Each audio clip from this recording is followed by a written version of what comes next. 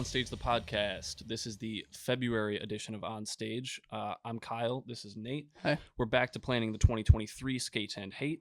We've got a lot in store for you guys, but until then, make sure you go to YouTube and check out the 2022 Skate and Hate recap video made by the ever-lovely Jake Johnson. Woo! Link will be down below. While you're over there, since you're already on our page, it feels wrong not to check out some of our other videos. So check out the Promises of the Light, the Skate and Hate story. Check out other episodes of On Stage, the podcast, and even dive back into maybe the 2021 announcement video or the recap video because you're already there. So spend some time with us. We'll digitally spend some time with you, and it'll be a blast. But moving on to what we've got cooking this year. This year, our goal is to grow the name of the Skate and Hate, and that will be done through many different outlets. One being, of course, On Stage, the podcast. We'll be here hopefully every month. We're really trying to be consistent with posting these, so that's a fingers crossed that we will have new segments, new updates, new guests every month for you, as well as the fact that this will be a great outlet to learn about what we have in store for the 2023 event. We'll be posting our logo, our date, our venue, our set, like our artist lineup, some vendors, some sponsors, all that kind of stuff. So make sure you're checking us out here on YouTube. But one of those things that we're introducing this year is the shirt of the month. We're super excited to announce that each month we will be releasing a new design that sort of goes with the month that it's in or just has like a general good vibe. These aren't all necessarily shirts that are branded with just our logo. They all have different designs that are meant to be motivational, just cool designs that you would want to wear out that might ask a question of, hey, where'd you get that shirt from? Or, hey, why does this say the Skate and Hate? Just to grow our brand into something bigger than it is right now. We'll also be doing some smaller events like concerts and skate jams that we've got coming up soon that we'll be announcing. So we're going to make this year our year. Hopefully that this is the year that things really just blow up for us. So myself, Kyle, and Jake are putting a lot of effort into content for you guys this year. So make sure you are sticking around to find some stuff out. Also, make sure while you're on here, if you want to check out anything else that we're doing that's not on YouTube, head over to the Skate and Hate event on Facebook, the Skate and Hate on Instagram, as well as the new and very well refined Skate 2 and Hate on TikTok. The number 2, as TikTok is the leading platform for entertainment these days. We figured it would be best to bring you everything that we can do content-wise to an app that you guys are probably already on. So we'll be hopping on the trends, whatever's popular, we'll try our best to get with, as well as just clips of, the best segments of On Stage, the podcast, and hopefully just some other cool things to keep you engaged with what we've got going on. Exactly. If you can't watch an entire episode of On Stage, make sure you scroll through TikTok and we'll feed you the best of the stuff from there. Oh, yeah.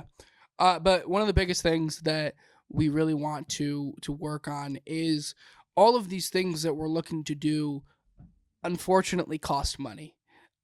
Growing our brand and growing the size of our annual Skate to and Hate event is costly.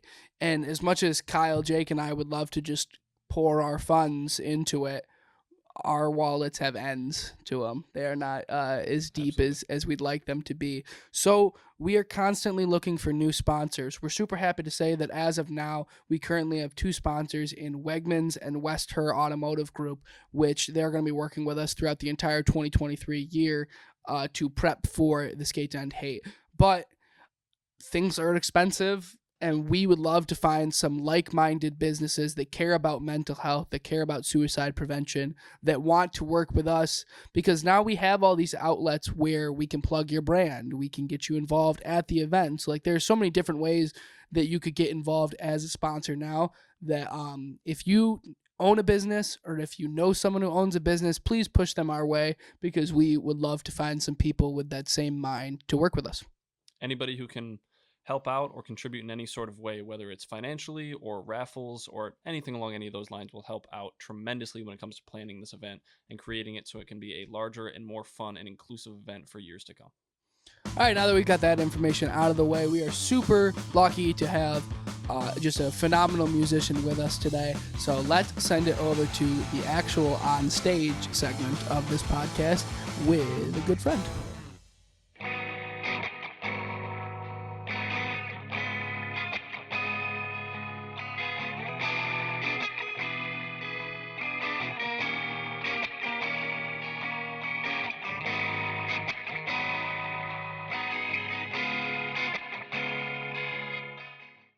Alrighty, and on stage with us today, we have Cody Underhill. Cody, thank you so much for being here with us. Oh, thank you so much for having me.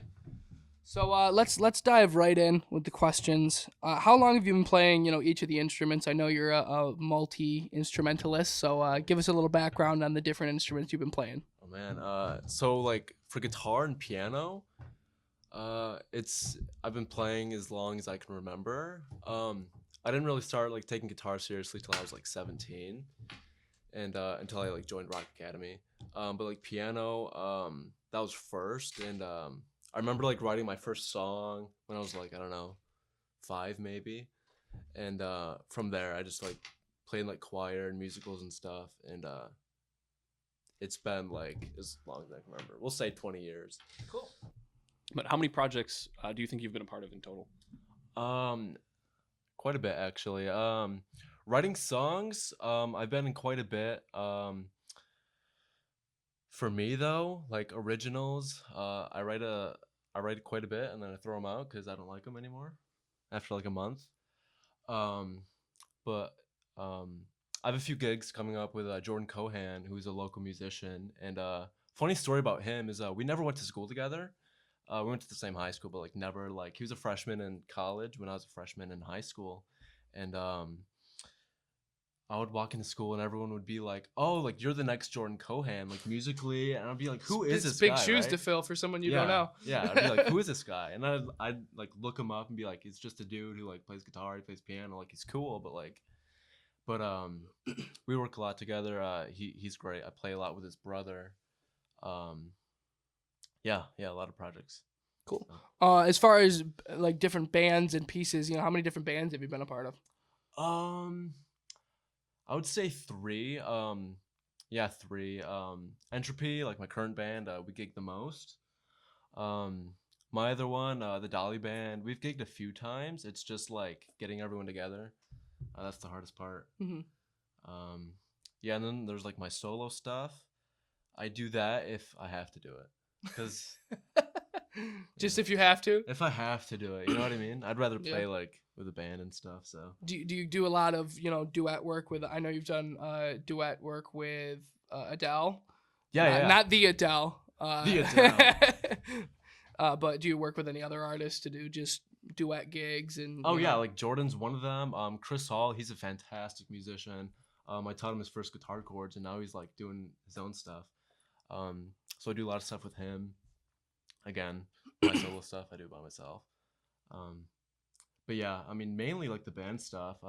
Rock Academy, great place. Cool. Cool. Yeah. As far as originals go, how many do you think that you've written that have stuck around? How many, have you released any? Are you planning on releasing any? Yeah, that's true. So I write like every week. Like I'll sit in my bedroom, or even at dinner. I'll have my guitar like after I'm eating dinner. I'll just like noodle at the table. I don't have any out at the moment. I used to, and then a few years later, well, like 2 years, I was like, yeah, I don't like these anymore.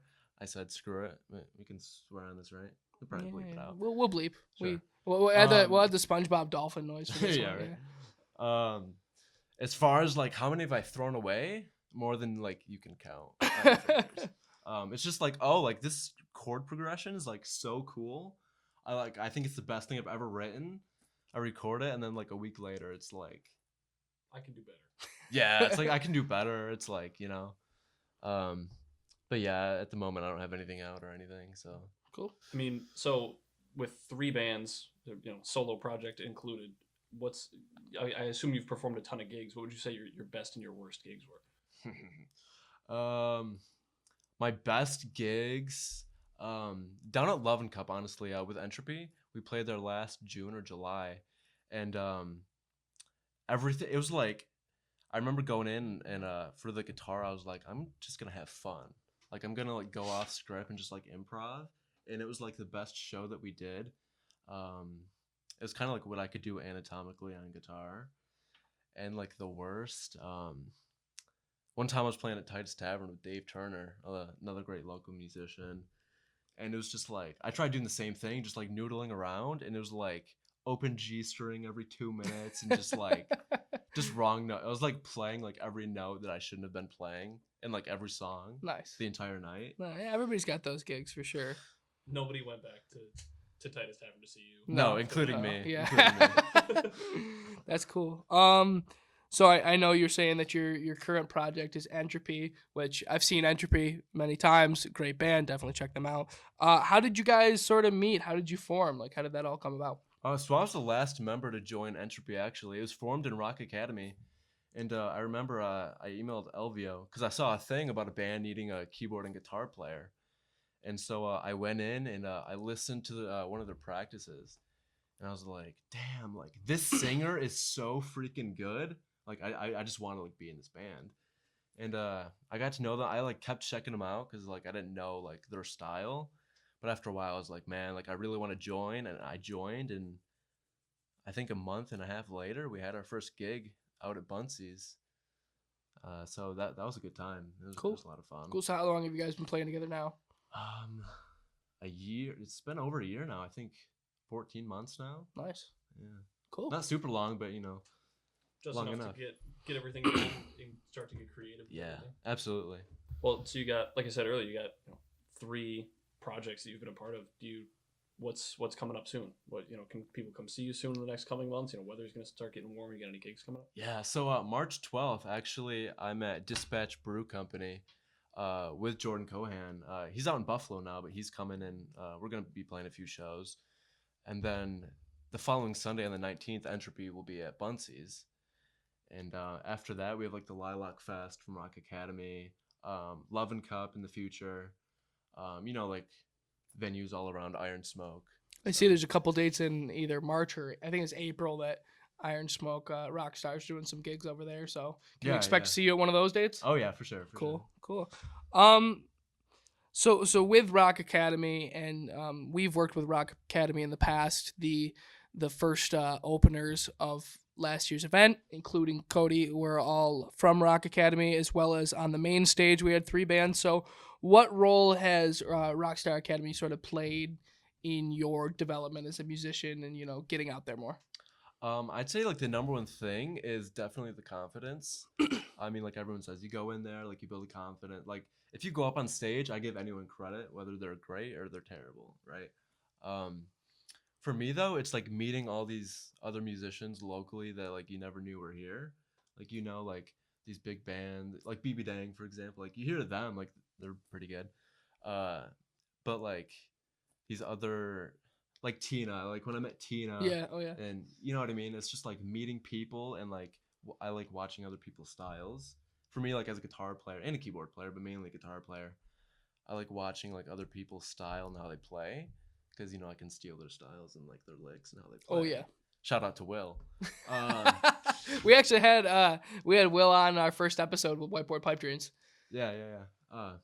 Yeah, like meeting people and the confidence is a huge thing from Rock Academy. So I'm sure being a part of that definitely helps you. Like everyone feeds off of each other with that creative energy. Oh yeah. Same environment. Yeah. You definitely learn a lot. And I feel like you're just like the door is open for so many different opportunities when you're a part of Rockstar Academy. Like, my band, the first band I was in called Element 36, we applied every year we were together for the Lilac Festival, and it was just no emails back, no nothing. And then even when I started Letters from New York, like we had never heard anything back from the Lilac Festival after trying. But being a part of Route 5150, which is a Rockstar Academy band, like just instantly opened doors of, hey, they've got these time slots for the Lilac Festival, easily the biggest festival in our city, and they're like, do you want to play on the main stage? Which is like, that's crazy. Yeah, when I got that email last year, I was like, oh, like one of our gigs is the Lilac Fest. I was like, no way. Yeah. I mean, that's like the biggest stage. I mean, you feel like a rock star up there, I mean, yeah. It's great. Cool. It's great. All right, last question. Last question. What's your guilty pleasure song? Yeah. Oh yeah. dig deep into it. The song that you think, oh my gosh, if anybody knew that I was jamming so hard to this song in the shower, that they Yeah. would just be ashamed. Yeah. So don't come at me because I'm a rock guitar player, but I have to go like John Mayer, Slow Dancing in a Burning Room live in LA. Specifically the live in LA version, just because like the solo, just like everything, the voice, like all the instrument, just like everything. It's just like the song to like jam to, whether like you're happy, you're sad, just like it's the song for me. Could like if someone was driving down like 531 or 490 next to you, could they see you doing the like pretending to play the guitar? Absolutely. Absolutely. Oh, I'm so done there. Absolutely. Awesome. Well, that's all the questions we have. Usually this is when we would say goodbye, but Cody's been so gracious to stick around for our next segment of Steal That Bit. So we will get set up for that, and then we'll be good to go. Alrighty, and now it's time for our next segment, Steal That Bit.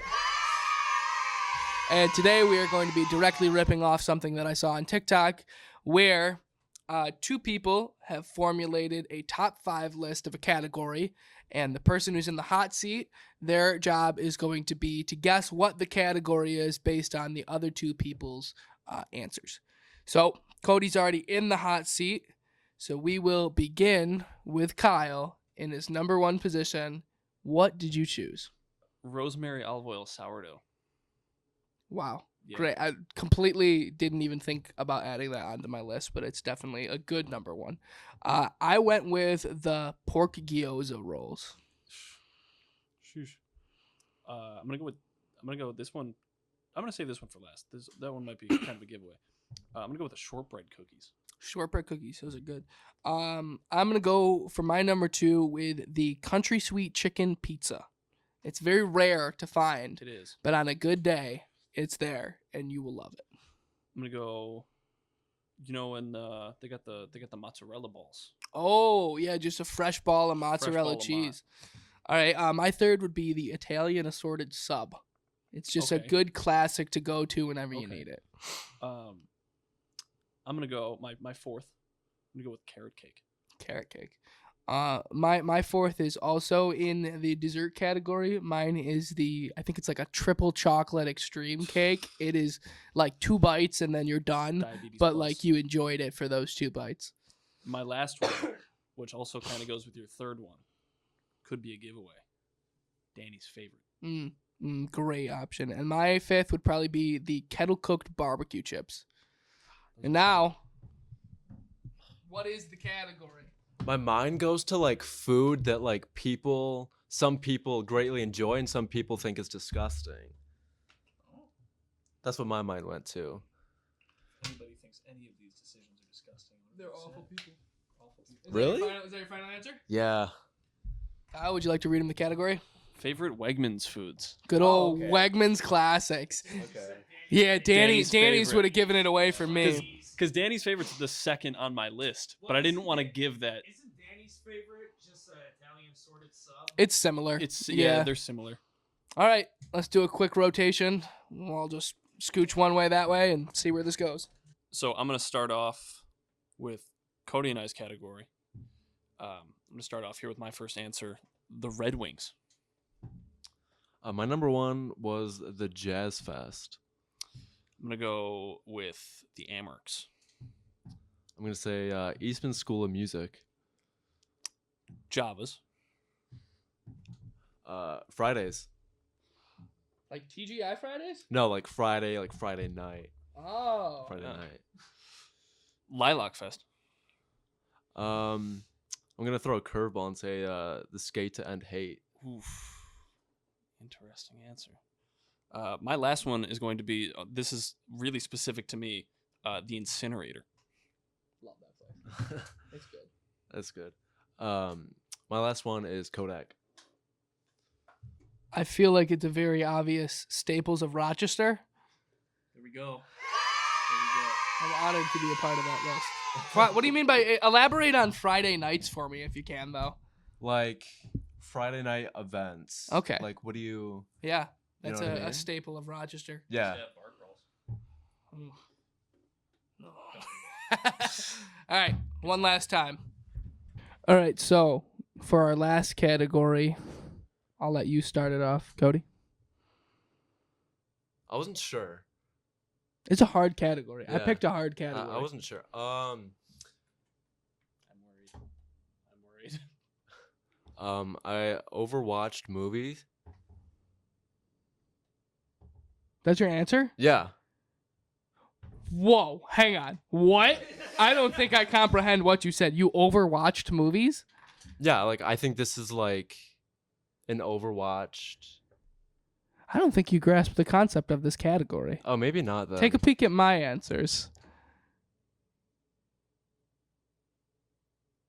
Oh, totally not. Okay. I totally like did the opposite. We're gonna of, like, take a what you did. quick pause and fix that. All right, we're gonna keep it going. You're gonna even harder now. No one will blame you if you get it wrong. You're gonna go You're just gonna go off of my answers. I'll give you a hint that just because you're down a leg right now, we're really kicking you when you're down.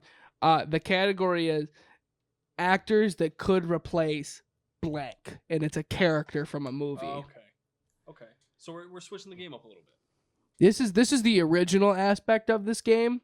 I picked a hard category, I guess. Okay. All right, my first option, Sebastian Stan. That's a good. Known for playing Bucky good Barnes. Let me jump in quick. I saw a movie with him. Recently called Fresh. Have you heard of this? It was on Hulu. It was on Hulu. Have you seen it? Sarah said it was bad. It was horrible, really weird and creepy. Don't watch it. Well, he also played Tommy Lee in Pam and Tommy. Oh, that's about right. You did do that. yeah. My second option is Chris Pratt, known for playing Star-Lord and Parks and Rec. in Parks and Andy Dwyer. Yep. We love a good comeback. My third option is Dave Franco. Okay. My fourth option, older option, that might help you out a little bit, Kurt Russell. But like heyday Kurt Russell, not Heyday current Russell. Kurt Russell. And then my fifth is Ansel Elgort, the guy that is in The Ansel Fault of Elgort's Our awesome. Stars and Baby Driver. Baby Driver's incredible. All right, so what category do you think, or what actors, or what role are these actors going to be replacing? Okay. Could I say that they would be replacing the legendary 007 James Bond? Is a very, very good guess. I probably personally would have stuck with British people for that. These are actors that I personally feel could replace the legendary Han Solo. Wow, that was hard. Yeah. Especially when you only have half the answers. Just for curiosity, what did you write? What were your 5 ones? So we can see where it went astray there.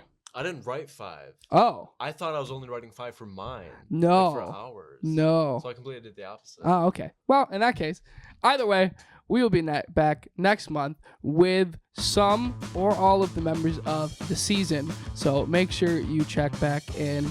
As always, I'm Nate. This is Kyle. Cody, thank you so much for joining us today. Thank you for having me. And we will see you next month. See ya.